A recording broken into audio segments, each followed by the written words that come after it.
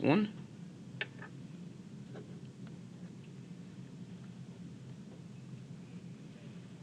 Okay. We already know we can't put it into the log of m equals log of n form. So we pay attention to the plus sign.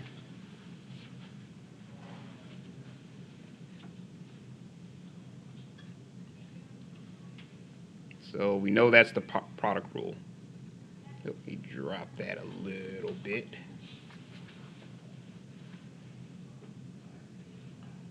Okay, so that means these two get multiplied since you have the same log and base. So log base 7 of x plus 7 times x plus 6 equals log base 7 of 6. Okay, so now since we have log function equals a log function, we can do the one-to-one property.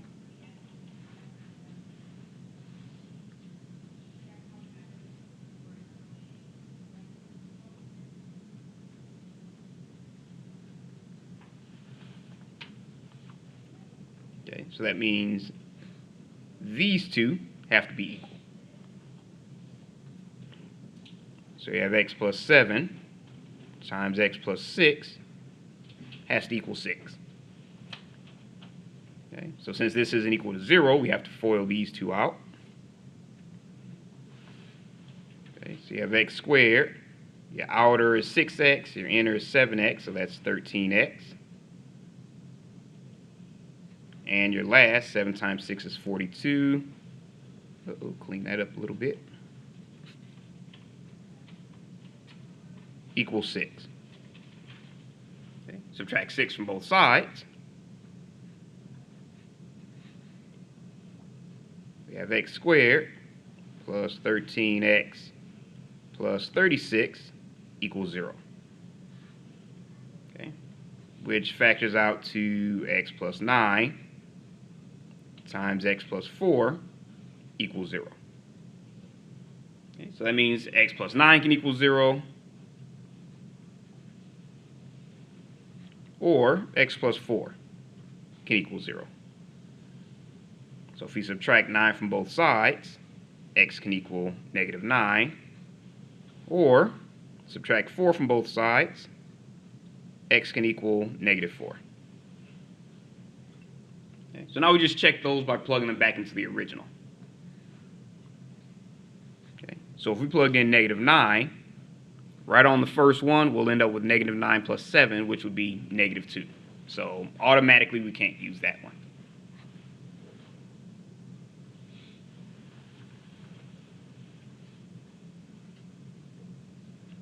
Since it creates a negative logarithm. Okay, so if we plug in negative 4, negative 4 plus 7 is still positive 3, so we're good there. Negative 4 plus 6 is still positive 2, so we're good there. So this is actually a valid solution.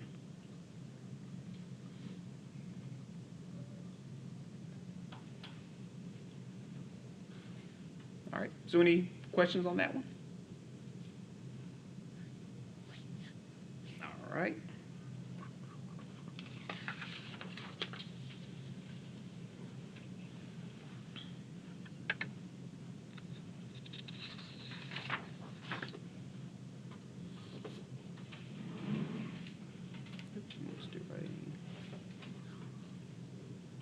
Looks like everyone's done.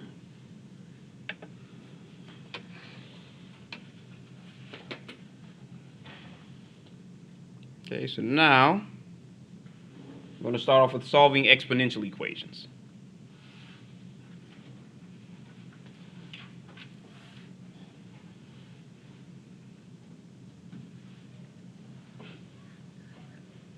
Okay, and these really are just guidelines.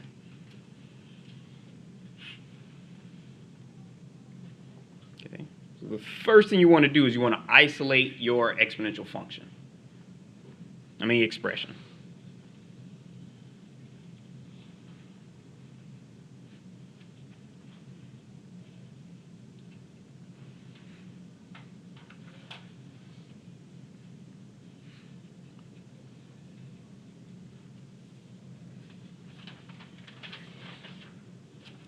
Now, if necessary, your second step is you want to take the natural log of both sides.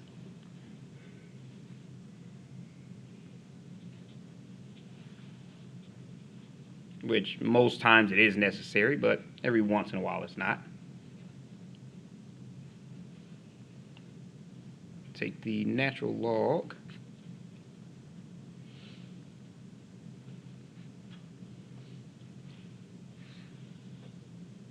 of both sides of the equal sign.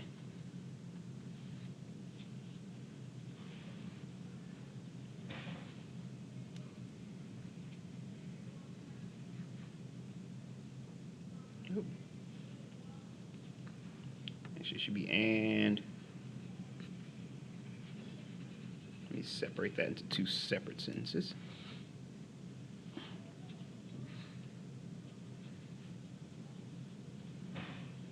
Now with this step, you want to remember that the natural log of e to the x, the e and the natural log cancel out. So it's just going to equal x. Okay. So once you do that, you solve for your unknown variable.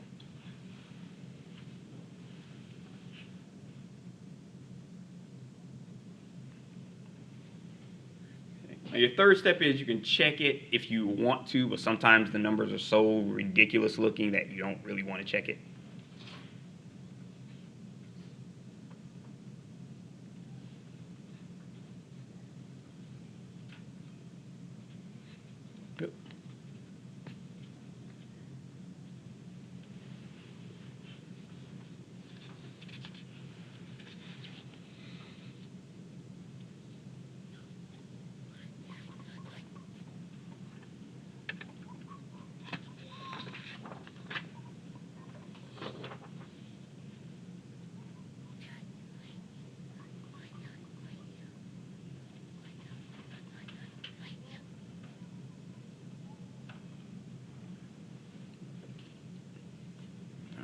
Alright, so for our first example,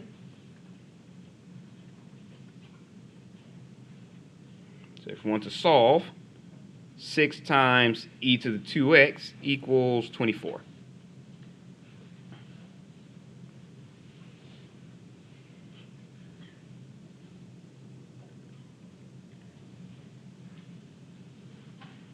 Okay, so remember the first thing you want to do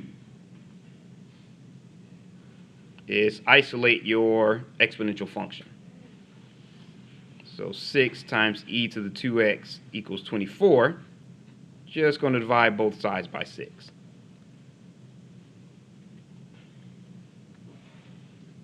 Okay, which leaves you e to the 2x equals 4. Okay. Now your second step is you're going to raise both sides to the natural log so you can bring that 2x right down to the bottom.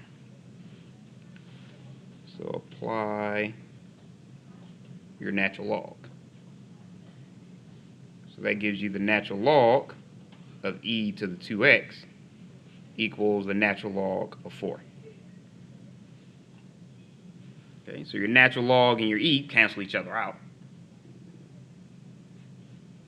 So you're just left with the 2x equals natural log of 4. Divide both sides by 2. You have x equals natural log of 4 divided by 2. Okay.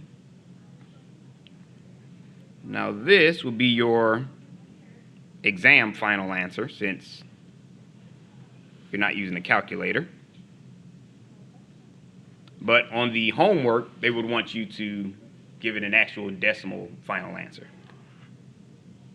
So your x would actually equal 0.693.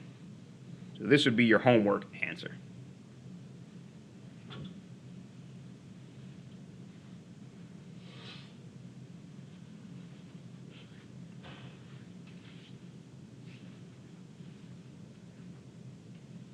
All right, so any questions on that one?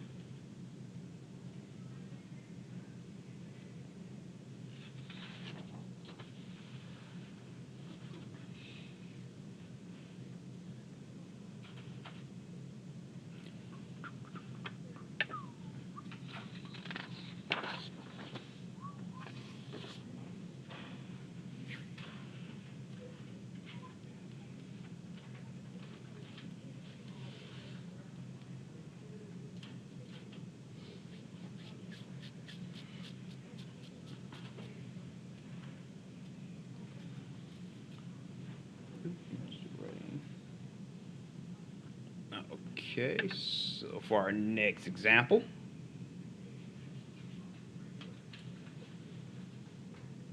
if we want to solve 2 times e to the x plus 2 equals 32.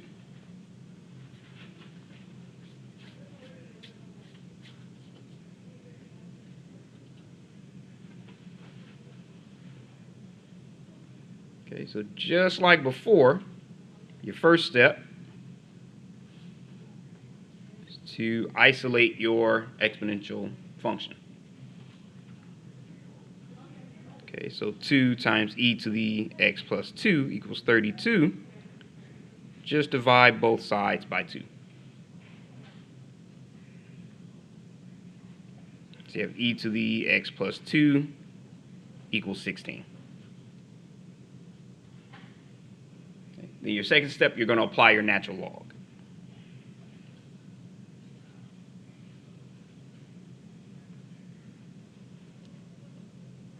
Okay. So that means we have the natural log of e to the x plus 2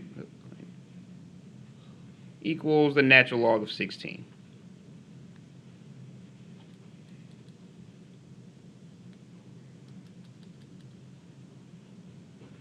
Okay, so the e and the natural log cancels out, which leaves you with x plus 2 equals natural log of 16. Subtract 2 from both sides. X equals natural log of 16 minus 2. Okay. So again, that would be your exam answer.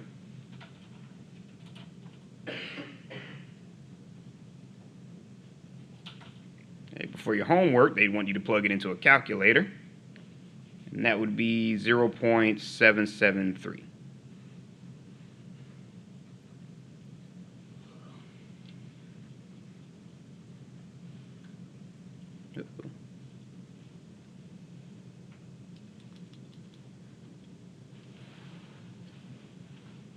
All right, so any questions on that one?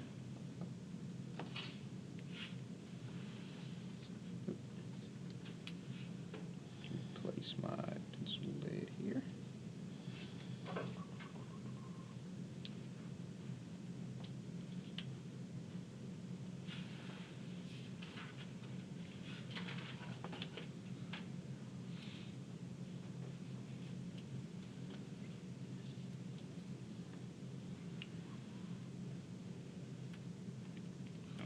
Okay.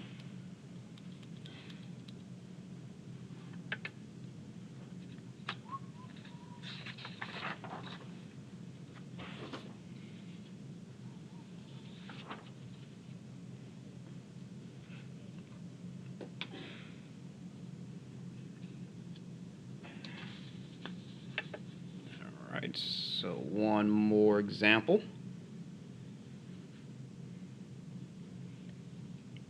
Okay, so if we want to solve e to the x plus 2 minus 1 equals 9. Again, the first thing you want to do is isolate your exponential term.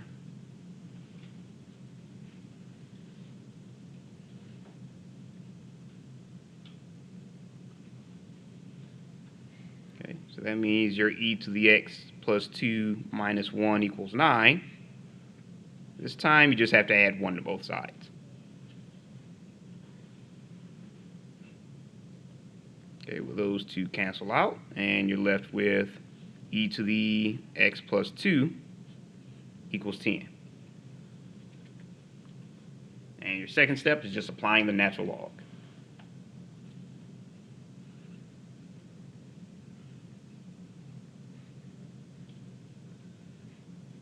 Okay, so you have the natural log of e to the x plus 2 equals the natural log of 10.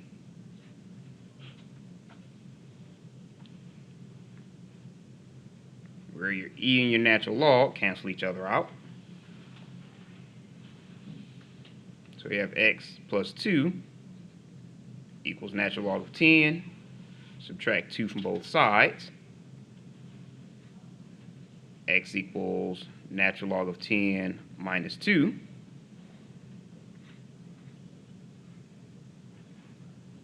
Which would be okay for the exam, but for the homework, they'd want you to plug it into a calculator.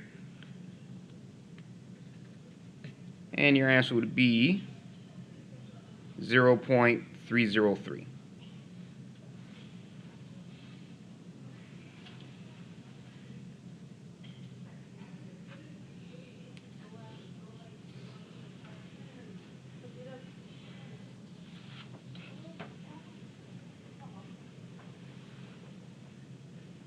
All right, so any questions on that one?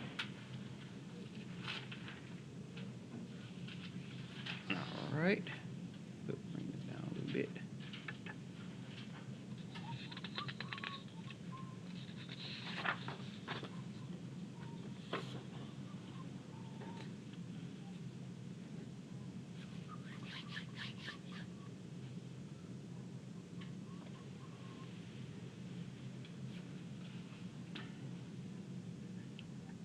Okay, so now we're going to look at compound interest.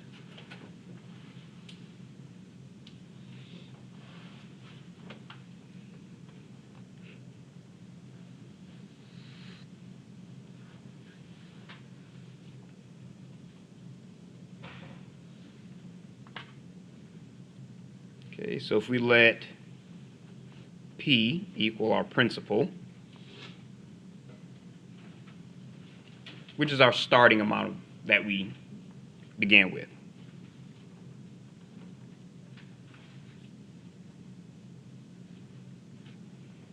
Okay, we let R equal our interest rate,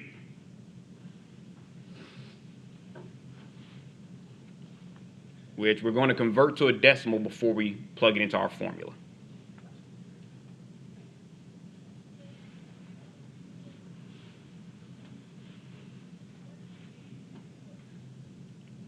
To use in the formula.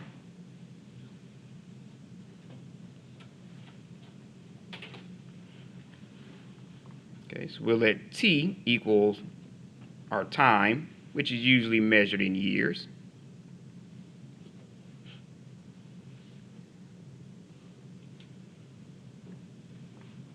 And we'll let our capital A equal the amount, or really your new amount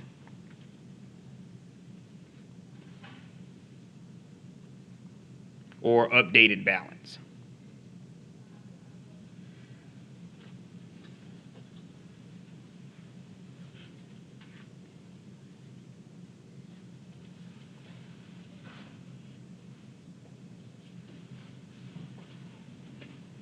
All right, so for the most part, when you're trying to find the compound interest, when it's compounded so many times a year, you use the formula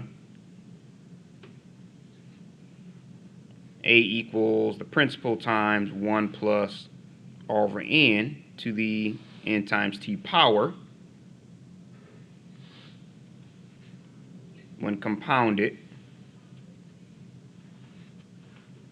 N number of times per year.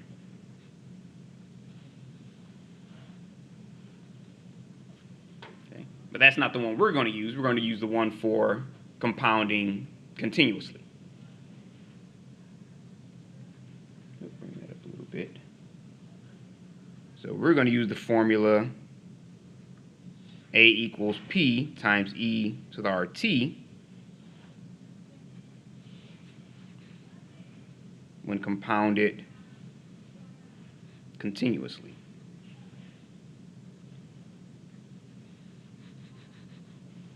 Okay, so this is the one that we're going to use, even though both of them apply for different situations.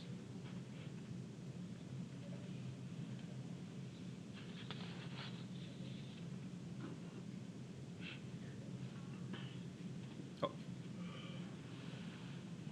I thought maybe it was, thought it shut off.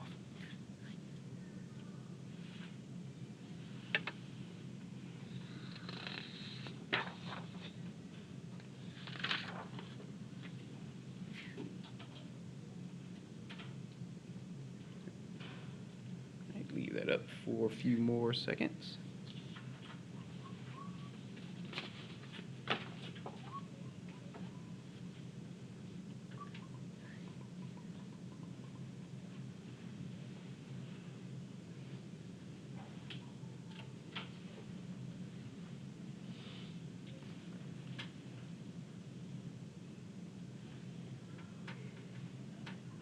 Alright, so let's say for our first example, let's say Joe invests $9,000 at age 18.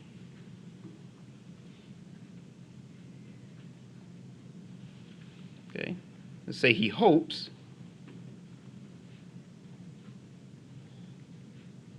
it will be worth $18,000 when he turns 30.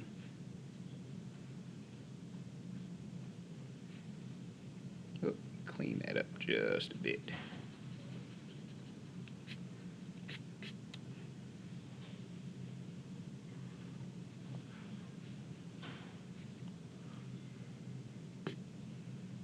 Okay, if the interest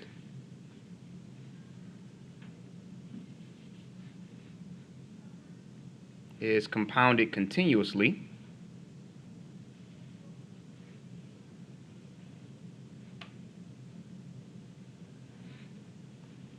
approximate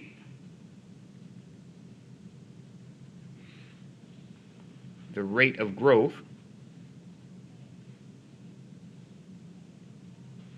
he will need to achieve his goal.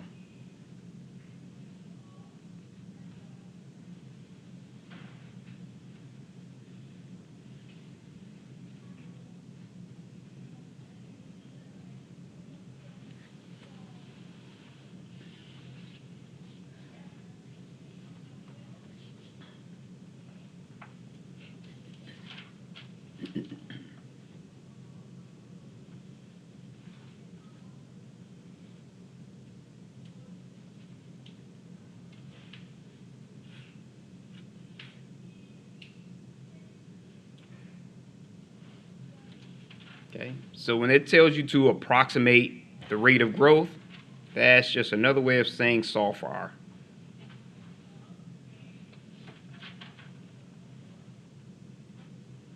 Okay, so we know it's compounded continuously,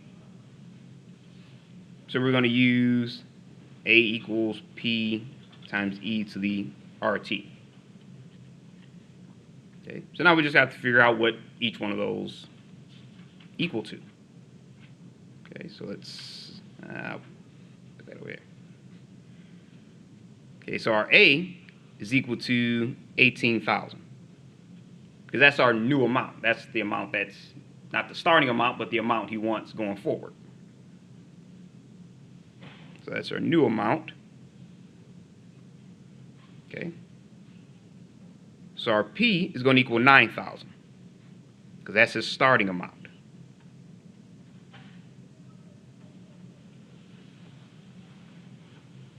Okay. Now R, we have no idea what that is. Now our T, he's looking at 30 years old and he started when he was 18. So that'll be 30 minus 18. So that means your T is equal to 12 years. Okay. Sometimes they'll tell you outright it'll just be 12 years, and sometimes you have to figure it out. This just happens to be one of the ones you have to figure it out. Okay, so now we just plug everything in. Okay, so A is equal to 18,000 is equal to P, which is 9,000. Oops, should give that a little more room. Times E to the R, which we don't know, times T, which is 12. Okay. So remember, your first step is to isolate your exponential function.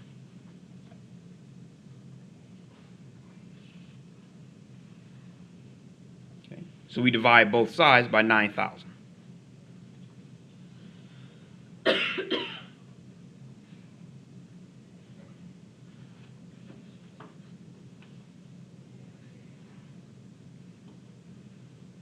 so these two cancel each other out. So that means e to the 12r equals 2. Okay, so our second step is we're going to apply the natural log.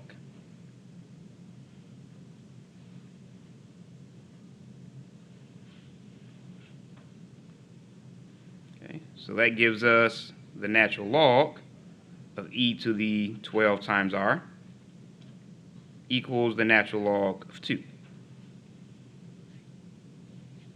Okay, so the e and the natural log cancels each other out. So we have 12 times r equals natural log of 2. Okay, divide both sides by 12. I'll move that up here since I'm running out of room. R is equal to natural log of 2 divided by 12. Okay. On the exam, you'd stop there, but here, kind of separate that a little bit. Once you plug it in, you have R is equal to 0.058 once you round it. Okay. The only thing is that's giving you the percent. We have to now convert it to, it's giving you the decimal. We now have to convert it to a percent.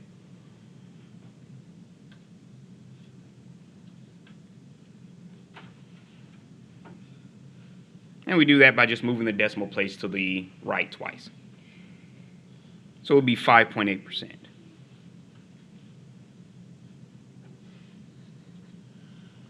All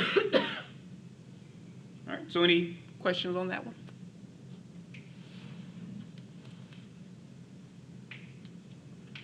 All right. Leave that up there for a few more seconds.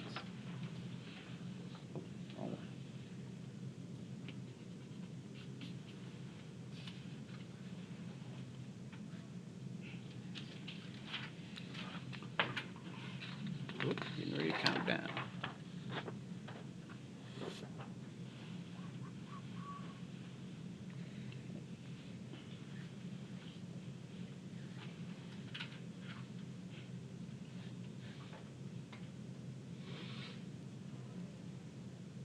All right, looks like everyone's done writing.